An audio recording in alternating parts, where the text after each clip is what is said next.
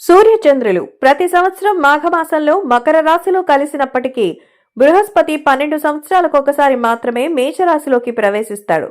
సూర్యుడి చుట్టూ బృహస్పతి ఒక పరిక్రమ సమయం 12 ఏళ్లు. అందుకే కుంభమేళా 12 ఏళ్లకు ఒకసారి జరుగుతుంది. 12 కుంభమేళాల తర్వాత 144 ఏళ్లకు ఒక్కసారి వచ్చేదే ఈ మహాకుంభమేళా. ఈ మహాకుంభమేళా కుంభరాశిలో బృహస్పతి మరియు సూర్యుని యొక్క ఏకరేఖపై వచ్చే అరుదైన సమయం ఇది. 45 రోజుల పాటు ఉంటుంది.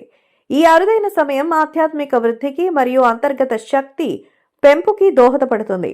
ఈ సమయంలో త్రివేణి సంగమంలో నదీ స్నానం, పూజలు చాలా పవిత్రమైనవి. అవి శుక్రుడు, శని యొక్క ప్రభావాల నుంచి రక్షణ కల్పిస్తాయి. శరీరాన్ని శుభ్రపరిచి ఆత్మను పరిశుద్ధం చేసి ఆధ్యాత్మిక జ్ఞానాన్ని ప్రసాదిస్తాయని శాస్త్రాలు చెప్తున్నాయి.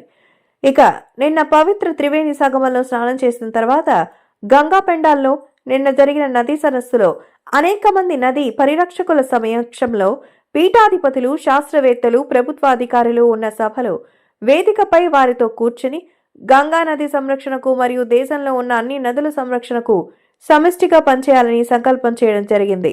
25,000 బోట్లను ఈ కుంభమేళాలో వినియోగించడం, ఇన్ని కోట్ల మంది ఒక్క చోట చేసి స్నానం ఆచరించడం ప్రపంచంలో ఎక్కడా జరగదని మేరా భారత్ మహాన్ అంటూ తెలియజేశారు.